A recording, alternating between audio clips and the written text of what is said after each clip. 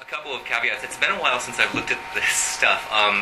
This presentation comes out of about 3 or 4 different publications that I've put together, and it's kind of vast, wide-ranging, and I could talk about it for several weeks. So I'm trying to compress a lot of information into a small talk. But I am hoping that what we're talking about can be applicable to sort of everybody's work that we're doing here.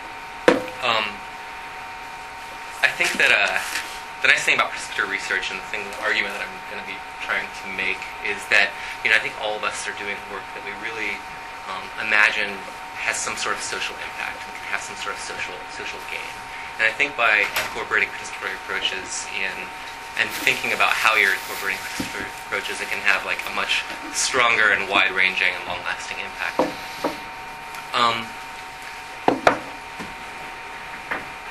I was first introduced to participatory approaches when I started working at the Regional Research Institute at Pullmann State University after I got my master's degree. During my interview there, Nancy Korloff and Barbara Friesen asked me what I thought about hiring family members, caregivers of children that had serious mental health problems, to be core members of the evaluation team, to not only help with interviewing, but also to be doing data analysis, interpretation, presentations of these analyses, help formulate the research questions, like all aspects of the research and evaluation, when I thought about that. And I was trying to get a job, so I was like, yeah, that sounds great. But inside I was thinking, that's kind of the stupidest idea I've ever heard. Like, it's so much easier, like, isn't it so much easier to hire students, I mean, they already know about research, and we can just pay them, $8 an hour and get it done with. But over the course of the 6 years that I worked there, after hiring family members and working very closely with them, I really became convinced this was the right thing to do. But I didn't really know why it was the right thing to do. I mean, we had some sort of, utilitarian type ideas about well, they're adding value and they're bringing sort of new ideas to the table and that sort of thing. But I wasn't really aware that there's this underlying theoretical constructs that kind of really drive participatory research and participatory aspects of all sorts of planning. I didn't really find that out until I went to Vanderbilt University, where they're very heavy into the theory. So actually my talk today is going to be much more theoretically focused than I think anything else you'll ever hear from me. So bear with me with that. But I think it's exciting. I think it's really interesting stuff. First, I guess, well, I think when done well, so when I put this presentation together a few years ago, I was going through a Dr. Strangelove phase, so sorry about that. I think when done well, we sort of imagine with participatory research is everyone's sitting around a table together doing this formal planning and really working together to achieve some sort of outcome. But I think sometimes what can happen when it's not done well is it can just be like this giant bomb that's dropped on communities who are unsuspecting and not knowing what's about to happen to them. So my goals for this presentation is I want to present a couple of examples of participatory research that I've been involved in the past. I want to talk about the theoretical context of participatory action research. And then really the meat of it is I really want to talk about this framework of knowledge and power. And I think once we start thinking about knowledge and power in the way that I'm going to present today, it really changes the way that we think about research and how research should be done. And ultimately, I guess this is where you guys come in at the very end. I really want us all to really examine how current children's mental health research fits into this context or this framework of power and knowledge. So first, one example. Example number one. I was involved in some work which we loosely called the custody problem. This was at Portland State University. And what was happening is a lot of this happened before I even started working there. Back in 1989, 1988, families that worked closely with the Regional Research Institute were coming to the Institute and saying, we're having to give up custody of our child in order to get mental health services for them. We're not abusive, not neglectful, but we simply can't afford mental health services for our child, and we can't maintain them in the home. And so the state's making us give up custody. So there's this need for services, family support services, preventive services, respite care, that sort of thing. There's not enough funding for the services, whether it's in the home or it's even public funding or private insurance.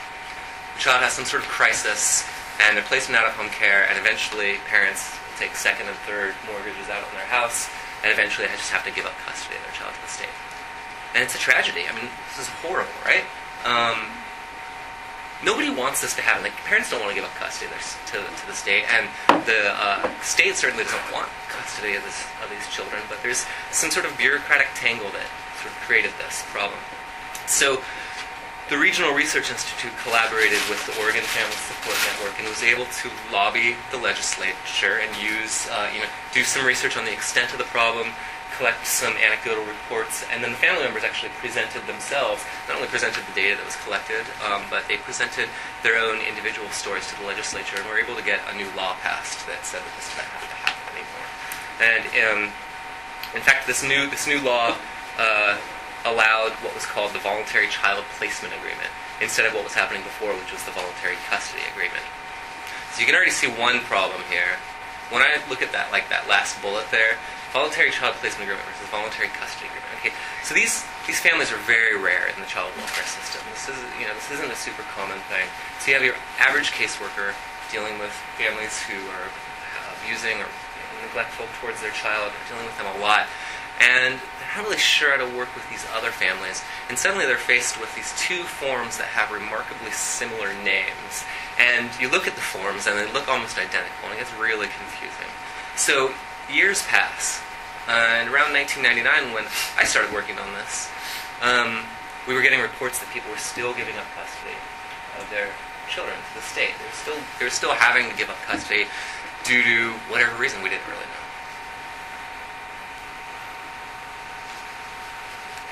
So the research we did, we collaborated again with the Oregon Family Support Network to examine the extent of the problem on a state level, and really to see why the problem was happening. So we really found out that there's basically three major issues. The first was financial, that there was a misinterpretation of federal law, that the child welfare system believed that they had to have custody in order to pay for services, which wasn't true. There were also just basic treatment issues. The state felt like if they were paying for treatment, that they should have the deciding vote in what types of treatment was happening. And then there was a sense of legal liability. The state felt like if they were providing treatment, paying for treatment, that they would be legally liable, and so they felt like by having custody it would reduce some of that legal liability. You know, we saw some, got some estimates, sort of state estimates of the problem. What we decided to do, I remember meeting with Barbara Friesen, and we're talking about this, and she's like, well, we just need to see what caseworkers know. And I was like, let's do a pop quiz.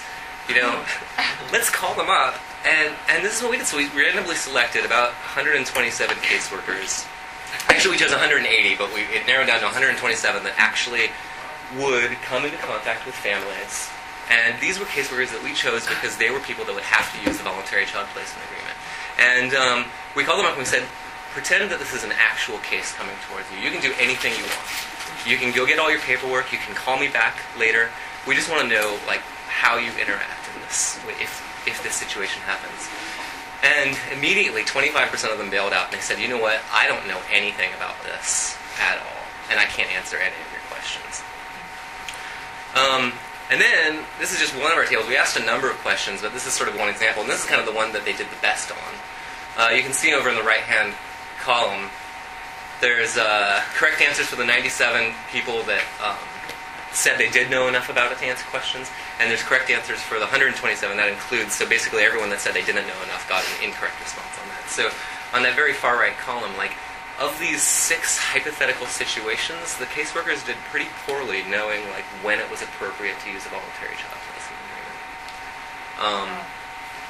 A big one, you know, a child whose family is not willing to be actively involved in their lives. The correct answer to that is no, because the Voluntary Child Placement Agreement is that they're just voluntarily placing the child with the state. They want to maintain active contact. This is like the essence of what a Voluntary Child Placement Agreement is, and only 60% of them got that correct. And in fact, only 3 caseworkers got all 6 situations correct. Only 6 caseworkers got 5 situations correct. We asked them a number of other things, like I said, that I'm not showing here, but which they did even worse on. And you know, we also interviewed family members, and this was family members of people who had either given up custody of their child or had been asked to give up custody of their child, and this was really heartbreaking. I remember talking to this one man whose daughter tried to commit suicide, and he had gone into a 3rd mortgage on his house trying to pay for out-of-home treatment, and then ended up having to give up custody of his child. And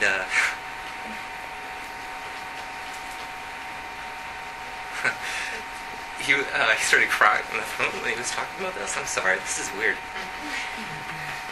This was like 11 years ago, right? You have feelings. That's the whole thing. Right. He started crying on the phone because he had given up custody and then he couldn't get custody back. From that point on, he was treated as neglectful and abusive, even though he wasn't. And he wanted his daughter back. Couldn't happen. So we wrote our report, right, and we gave our presentation to child welfare and presented it to a couple of different committees, and they said, we're going to take care of this, and we made very, very specific recommendations, on what they can do. 6 very clear things, points of action. We're going to do this. And then we check in a couple months, nothing's happened. Check in a couple months after that, nothing's happened. So then somehow a National Human Rights Organization became aware of the report. And then the National Human Rights Organization started calling up. So we have an advocacy group, another advocacy group involved. And once they started calling up, then child welfare really started acting on this and implemented 5 of our 6 recommendations. And from most reports, things really started improving and changing after that. I'd like to check in again. I mean, it would be, it's been 10 years now, but so that's the custody project. Probably way more information than you need to know about that project, but I think it's an interesting story. Is VCPA still a mechanism through which the caseworkers can? Yeah, I believe one of our recommendations was that they change the name to make this less confusing. So I don't think it's called a VCPA anymore, but I don't remember what Washington is the VPA. Yeah.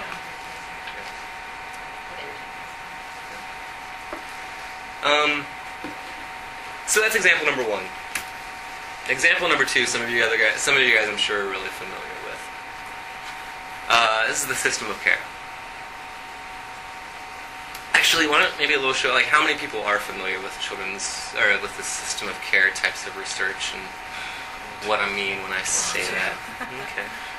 All right, so there's these system of care grants, and they're intended to create system transformation so that the systems that serve kids that have mental health problems work together in more collaborative and more coordinated types of ways. And the goal is really to transform the system that serves kids that have mental health problems. So this includes juvenile justice, mental health, schools, child welfare. And when I first put the slide together, there was 126 communities. I think we're up to like 140 communities now, and probably $1.3 billion. This is the largest children's mental health research children's mental health project that's ever been conducted on the face of the planet. And one of the guiding principles is that family involvement should really be taking place at all levels of the system of care, and that includes research and evaluation. So the what I'm calling here the Children's Service Program, the system of care, requires participatory evaluation. They require that families be involved in research, but researchers, in many cases, might not be trained or really experienced in how to do this. And one of the points that I want to make here is that family participation, though it's required, it really was an evolutionary process. That it didn't really begin as a community-based participatory process. There's lots of kind of strikes against the system of care when it comes to being fully participatory. Again, like a lot of the researchers don't really know how to do it. I certainly didn't know how to do it when I was hired to be a researcher and evaluator at a system of care site, and I was told by Nancy and Barbara that we would be hiring family members for this project. In this qualitative study, what they consider to be exemplary researchers, only over half reported having no academic training at all on how to involve consumers in research. And over 2/3 reported that they really learned most of what they knew about participatory evaluation in the job. So what you have is this kind of phenomenon of family evaluators and systems of care that is, ordered to take place, federally mandated, and results from kind of this grassroots family advocacy groups that were really pushing for family involvement in research. And we have professional evaluators like Nancy and Barbara, who I mentioned earlier, who are dedicated to participatory action research. But what's going on kind of behind the scenes that people don't know about is this historical and theoretical context. And that sort of supposed to be hard to read, because this is kind of the point of my presentation, is that we have this historical and theoretical thrust that goes behind participatory action research that we don't really know much about. And so it's sort of what I'm going to be talking about.